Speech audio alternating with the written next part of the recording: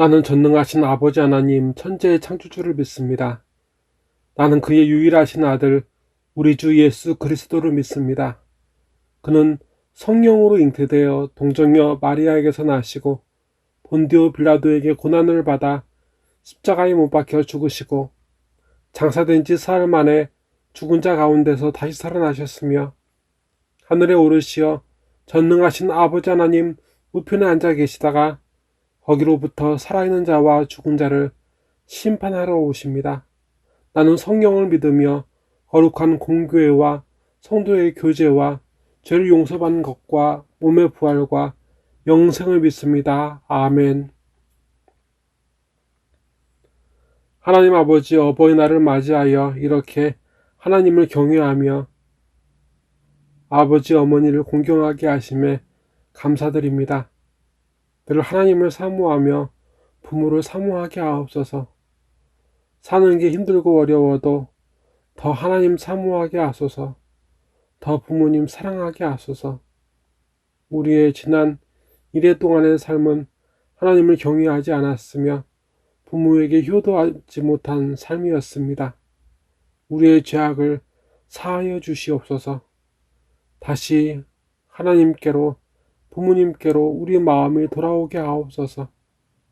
다시 더불어 하나가 되게 하옵시고 이렇게 은혜 받고 세임을 받아 날마다 우리를 두렵게 하는 절망케 하는 악을 이기게 하옵소서. 질병과 가난, 염려와 근심, 시련과 환난 가운데에 있는 우리를 고쳐주시옵소서. 구원하여 주시옵소서. 우리의 능력으로 우리의 의지로는 이 수렁에서 벗어날 수 없습니다. 이 시간 우리가 아버지께 드리는 예배를 받아주시옵소서. 예배를 인도하여 주시옵소서. 찬송과 기도가 상달되게 하시고 이 시간 하나님 아버지의 생명 말씀을 먹이어 주시옵소서.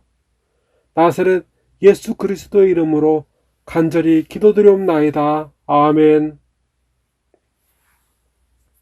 오늘 우리에게 허락하신 하나님 아버지께서 주신 생명 말씀은 마가복음 9장 1절부터 13절까지의 말씀입니다. 신약 68면에 나와 있습니다. 또 그들에게 이르시되 내가 진실로 너희에게 이르노니 여기 서 있는 사람 중에는 죽기 전에 하나님의 나라가 권능으로 임하는 것을 볼 자들도 있느니라 하시니라. 엿새 후에 예수께서 베드로와 야고보와 요한을 데리시고 따로 높은 산에 올라가셨더니 그들 앞에서 변형되사 그 옷이 광채가 나며 세상에서 빨래하는 자가 그렇게 희게 할 수 없을 만큼 매우 희어졌더라.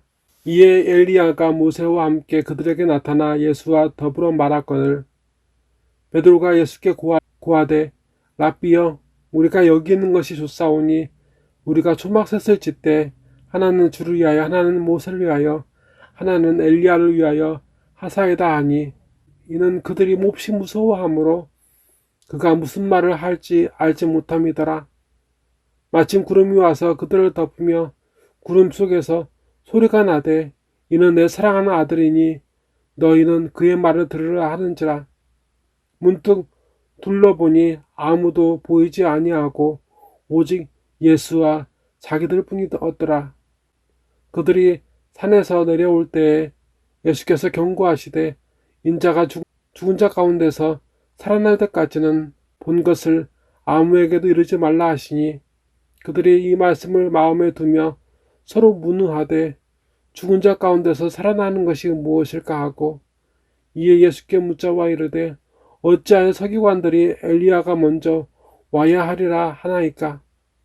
이르시되 엘리야가 과연 먼저 와서 모든 것을 회복하거니와 어찌 인자에 대하여 기록하기를 많은 고난을 받고 멸시를 당하리라 하였느냐.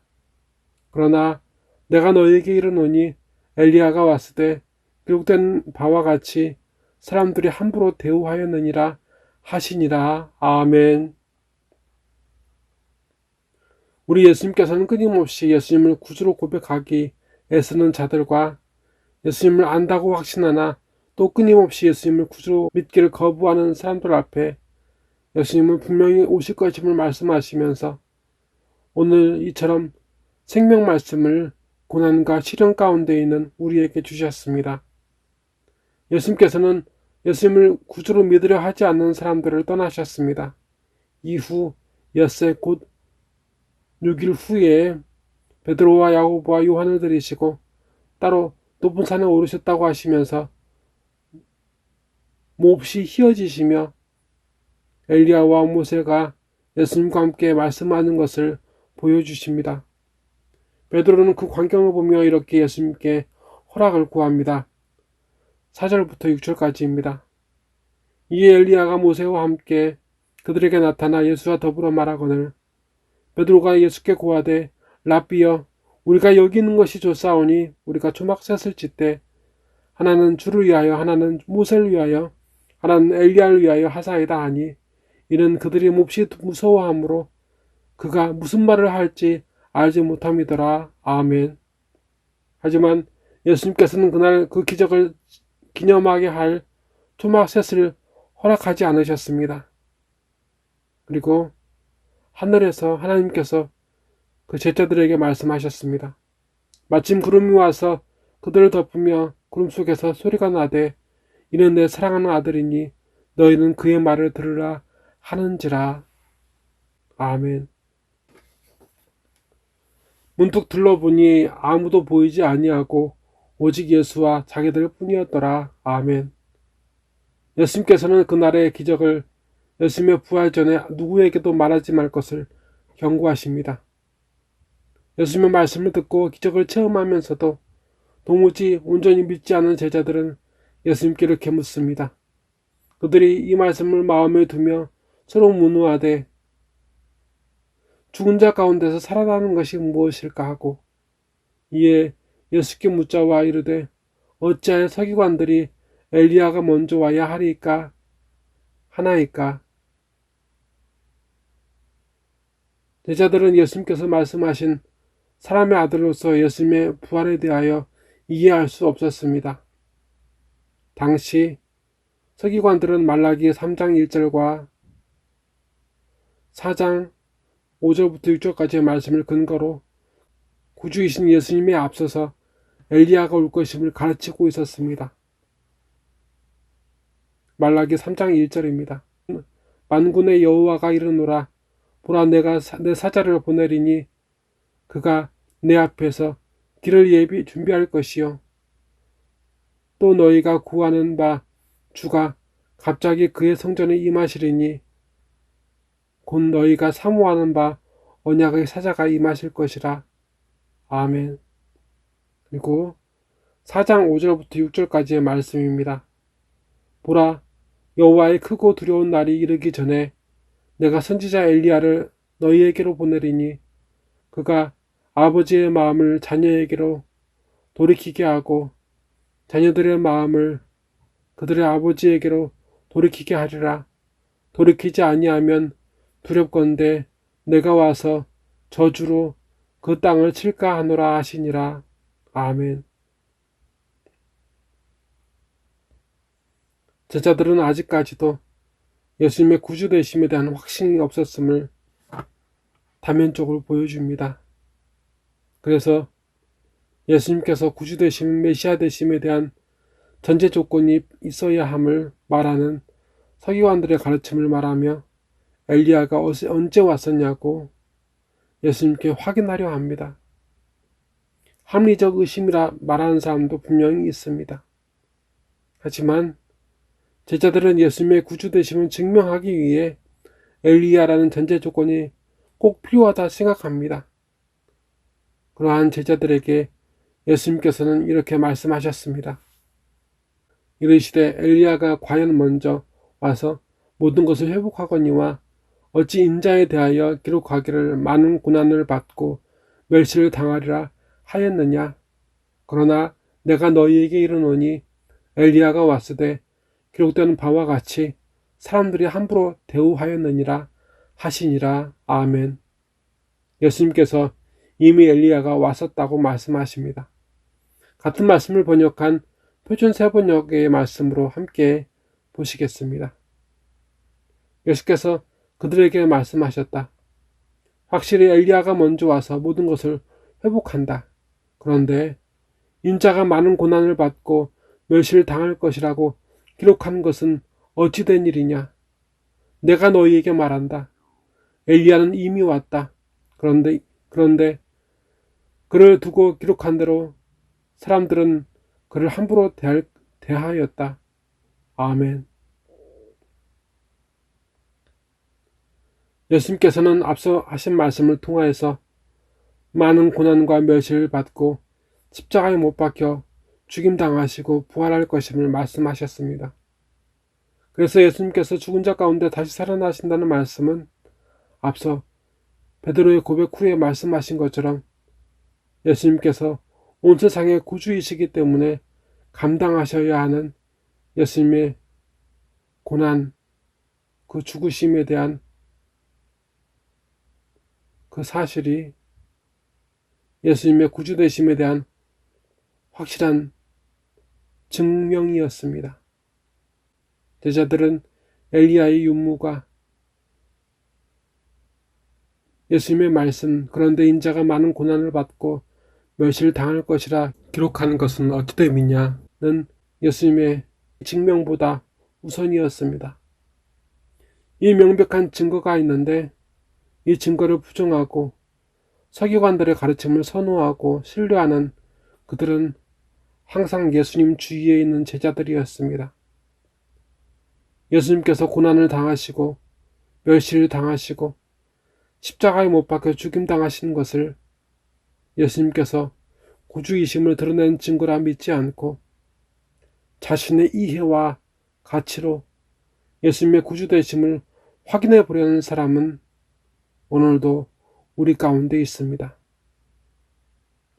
오늘날 사람들, 이단 중에는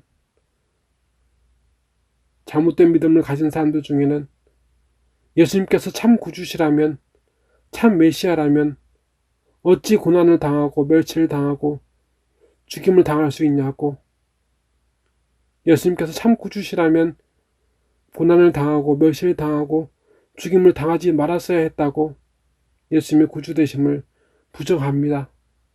그래서 이단들은 이렇게 나옵니다. 고난을 당하지 않는, 더 이상 고난을 당하지 않는, 더 이상 멸시를 당하지 않는, 더 이상 십자가에 못 박히지 않는 참 구주인 자신이 왔다고 주장합니다. 자신을 그리스도라, 메시아라, 구주라 고백하라 합니다. 우리 예수님께서는 오늘 그처럼 제자들과 함께 예수님의 고난으로 예수님의 구주되심을 부정하는 세상 속에서 살아가는 우리를 아십니다. 성령께서는 예수님의 말씀, 그러나 내가 너희에게 이르노니 엘리야가 왔으되 기록된 바와 같이 사람들이 함부로 대우하였느니라 하시니라. 아멘. 이 말씀으로 오늘의 말씀을 마치십니다. 사실 오늘의 말씀은 마태복음 17장 1절부터 13절까지에도 나와 있고 누가복음 9장 28절부터 36절까지에도 나와 있습니다.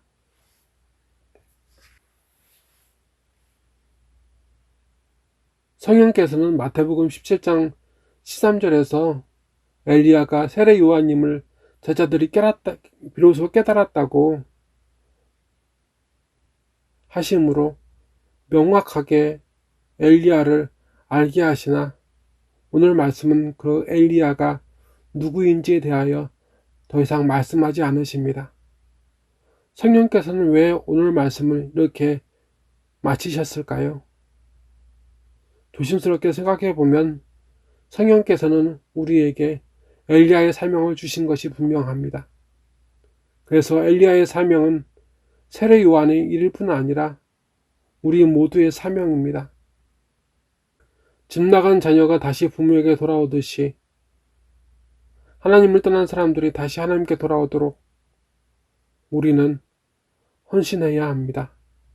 그리고 예수님의 고난 십자가로 구주되심을 확신하고 그 믿음으로 부활하사 하나님 우편에 계시다가 다시 오실 예수님을 맞이해야 합니다.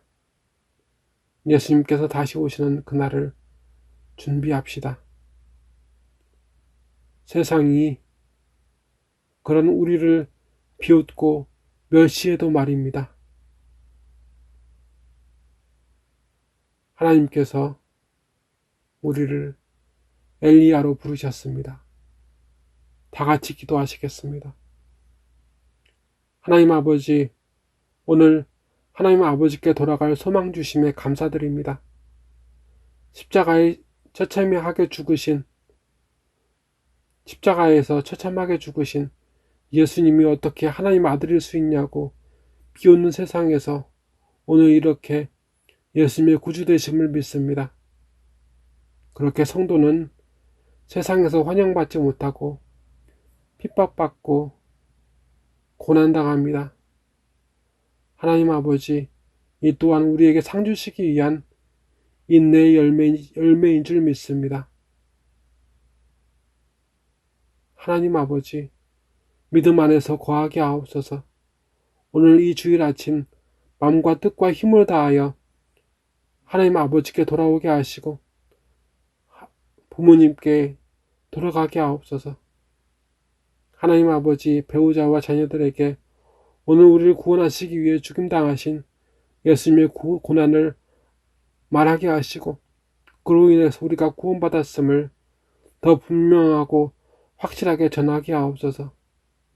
지금도 전쟁과 기아, 환난 가운데 있는 형제와 자매를 돌보게 하시고 기도하게 하옵소서.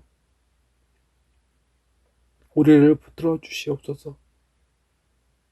이 시간 예물과 예배를 드리오니 기쁘게 받아주시옵소서. 나사렛 예수 그리스도의 이름으로 간절히 기도드리옵나이다. 아멘. 지금은 예수님의 구주되심을 확신하는, 의지하는 예배자들 위해 주 예수 그리스도의 은혜와 주 하나님 아버지의 사랑과 주 성령님의 감화감동 역사하심이 이제로부터 영원토록 함께 계시기를 간절히 축원하옵나이다. 아멘.